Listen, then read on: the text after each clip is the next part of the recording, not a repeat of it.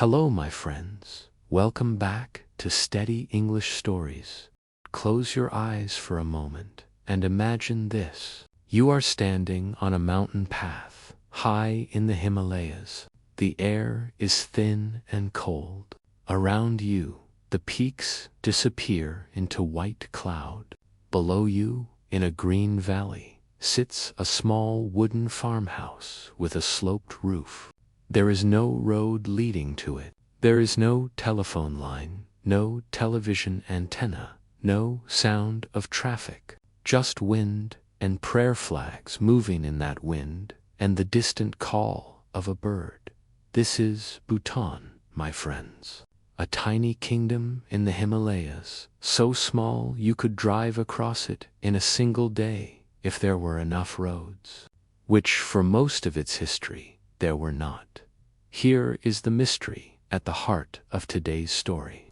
While the rest of the world spent the 20th century chasing bigger economies, bigger factories, and bigger profits, this one small country stood up and said something completely different. It said, happiness matters more than money. Not as a nice saying for a poster, as actual government policy, as law. How did a tiny, isolated kingdom, a place most of the world had never even heard of, end up teaching the rest of the world a lesson about what really matters? That is what we're going to find out together today. And before we go further into the mountains, I want to say something to you, my friend, the same way I'd say it to someone walking beside me on a long trail. If stories like this one help you learn English slowly, calmly, one clear sentence at a time, please subscribe to this channel. It costs you nothing, and it means this quiet corner of the internet keeps growing, one patient learner at a time. Now, back to the mountains. For centuries, Bhutan chose to be alone, not because it had to be, because its rulers decided it was safer that way. Picture a country that closes its own doors on purpose, like a family pulling the curtains shut against a storm outside. Bhutan's kings and monks watched what was happening in the wider world. Empires expanding, wars spreading, foreign traders arriving with new ideas and new diseases, and they made a quiet decision. Better to stay hidden, better to stay whole. So while other nations built ports and railways and welcomed the world in, Bhutan built almost nothing that connected it outward. For a very long time, there were no paved roads at all, into or out of the country. A journey that takes a few hours today could take weeks on foot or on horseback. Foreigners were rarely allowed in. The kingdom kept its own calendar of festivals, its own form of Buddhism, its own way of building homes and dressing and living, almost untouched by the modern world outside. The modern kingdom itself is young, my friends, younger than you might think. In 1907, the Bhutanese people crowned their first hereditary king, a man named Lhotshampa. Before him, Bhutan had been ruled in a much more complicated way, split between religious leaders and regional governors who often disagreed, sometimes violently. Lhotshampa brought the country under one crown, one king, for the first time. That single royal line, the Wangchuck dynasty, still rules Bhutan today, but even with a king in place, isolation continued. For decades, Bhutan remained what many outsiders called the Hidden Kingdom, or the last Shangri-La, a paradise sealed away, difficult to enter, difficult even to imagine. What do you think a country pays for staying hidden that long, my friend? Because nothing is free. Not even isolation. By the middle of the 20th century, that price was becoming clear. Bhutan had almost no schools. almost no hospitals, almost no roads. Life expectancy was short. Illiteracy, meaning the inability to read or write, was extremely common. The world outside was building airplanes and televisions and hospitals with modern medicine. And Bhutan, by choice, had almost none of it. It was Bhutan's third king, Jigme Dorji Wangchuck, who finally cracked the door open. In the 1960s, he began building the country's very first real roads. He pushed Bhutan to join the United Nations in 1971, giving this tiny kingdom a seat at the same table as the largest nations on Earth. Schools started to appear. Health clinics started to appear. For the first time in its history, Bhutan was choosing, carefully and slowly, to let a little of the outside world in. And then, in 1972, everything changed again because a new king was about to take the throne. He was only a teenager. And this young king, still finding his own voice as a ruler, was about to say something that no head of state anywhere else in the world had ever said before. In exactly these words, what could a 17-year-old king possibly know that the rest of the world's leaders had missed? That is where we will pick up next time, my friends. The third king had died suddenly, far from home, in Nairobi, Kenya, in July of 1972. And just like that, his teenage son, 16 years old, some sources say 17, was no longer a prince. He was a king. The youngest head of state anywhere in the world at that moment. Imagine that. Imagine being handed an entire country, mountains and all, while you are still a teenager. His name was Jigme Wangchuck. And 2 years later, in 1974, Bhutan held his formal coronation, a ceremony held for the very first time in front of foreign guests and foreign journalists. Think about what that means. For centuries, Bhutan had kept its doors closed. Now, for the first time, the world was being invited to look inside. That same year, 1974, Bhutan opened itself to tourists for the very first time in its history. But even here, the young king did something unusual. He did not simply throw the doors wide open. He created a policy some people later called high value, low volume, meaning Bhutan would welcome fewer visitors, but ask more of each one, so the country's culture and land would not be overwhelmed. Why do you think a country would choose fewer visitors when more visitors usually means more money? Hold that question in your mind, my friend. It tells you almost everything about how this king thought, and then came the words that would define his entire reign, and eventually his country's reputation around the whole world. Sometime in these early years on the throne, the young king said something like this, in simple words, that a nation's happiness matters more than a nation's wealth. Gross national happiness, he called it. Not gross national product, the usual way economists measure a country, by counting money and goods. Happiness, as official government philosophy. Picture the reaction, my friends. Other world leaders in the 1970s were focused on factories, oil, weapons, growth. And here was a teenage king from a country most people couldn't find on a map, saying that none of that mattered as much as whether his own people were content. He did not just say it and move on, either. He built an entire approach to governing around it. Under his rule, roads spread across the mountains. By the end of his reign, Bhutan had more than 3 times the roads it once had. Schools multiplied. where there had been almost no health care at all. Clinics and hospitals now reached villages that had never seen a doctor. The country's economy, yes, even its gross national product, the very thing he said mattered less, grew more than 15 times over during his time as king. He was not against progress, my friend.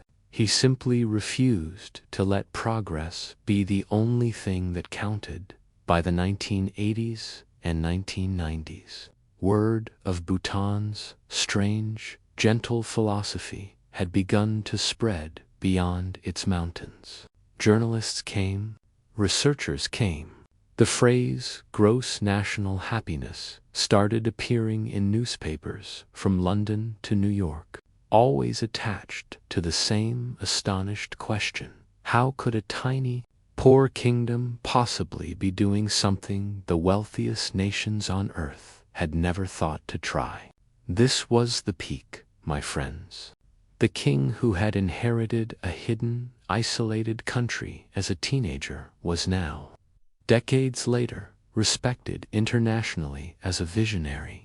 Bhutan was no longer just the hidden kingdom. It was becoming something else, a small country the rest of the world was starting to study and even envy.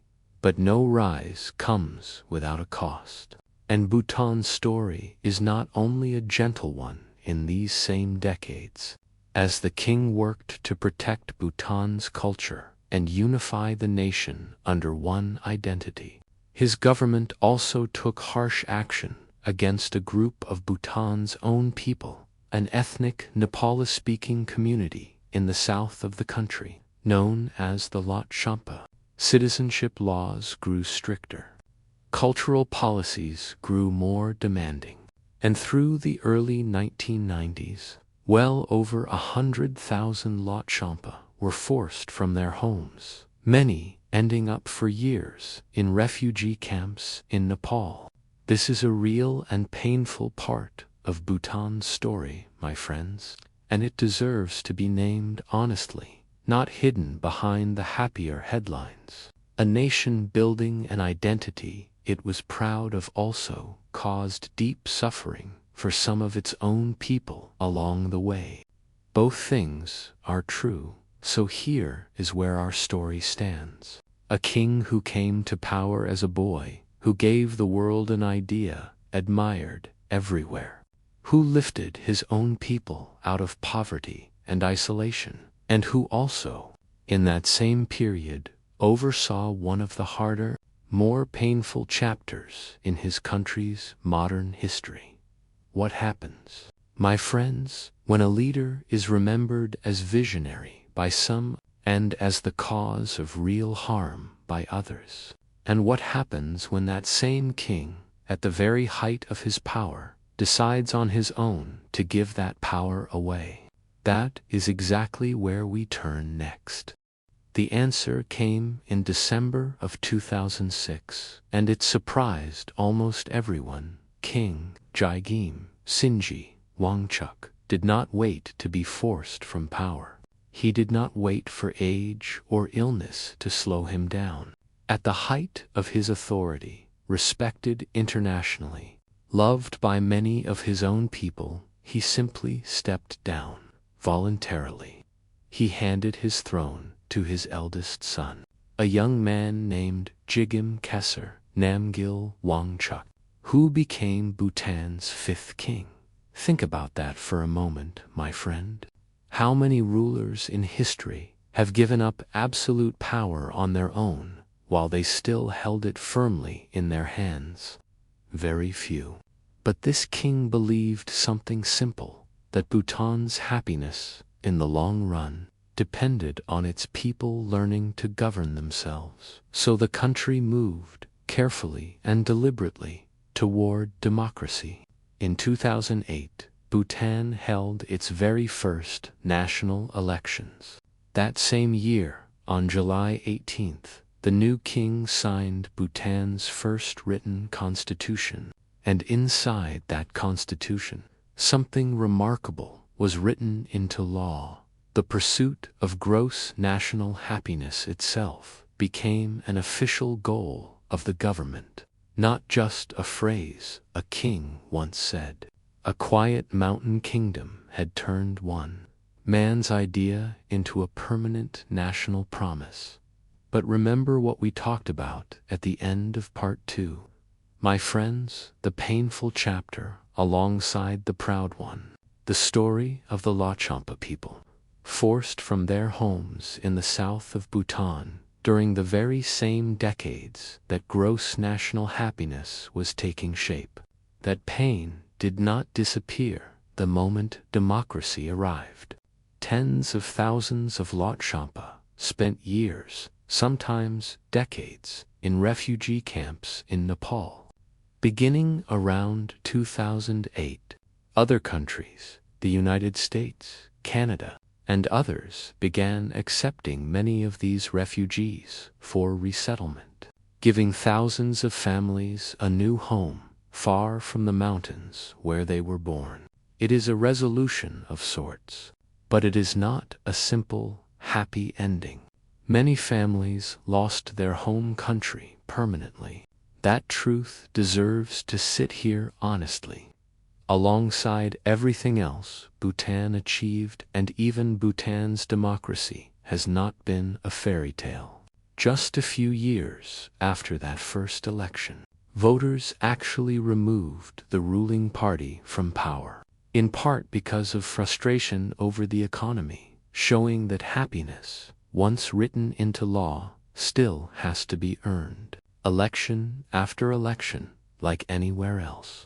Gross national happiness was never a magic solution.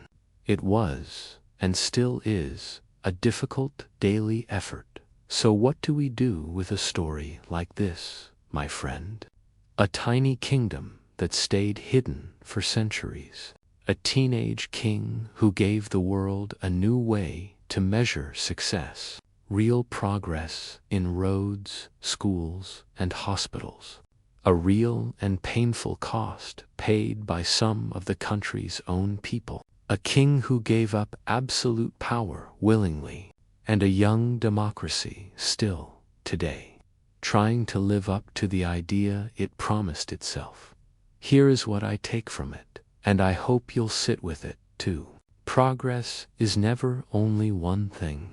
A country, like a person, can do something genuinely wise and admirable, and still cause real harm along the way. Growth is not a straight line upward. It is roads built and mistakes made, often at the very same time. Bhutan did not become a perfect nation by declaring happiness more important than money. It became a more honest one willing to keep asking the question year after year, instead of assuming it already had the answer. And that, my friends, brings me to you, because learning English is very much the same kind of journey. You will not wake up one day and simply have the language, complete and perfect, the way a country cannot simply declare itself happy and be finished. Some days your progress will feel like Bhutan's roads, slow, difficult, cut through hard mountain rock. Other days, a sentence will suddenly come easily, and you'll feel that same quiet pride the king must have felt watching his first schools open. Do not expect a straight line.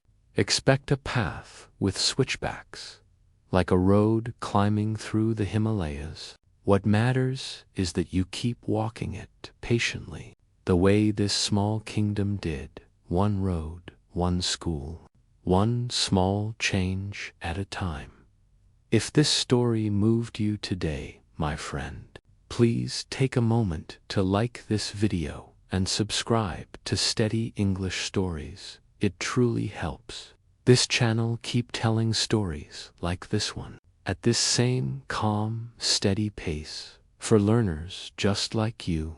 And I'd love to know which part of Bhutan's story surprised you most. The teenage king, the idea of measuring happiness instead of money, or the harder truth about what that progress cost some of its own people? Leave your answer in the comments below.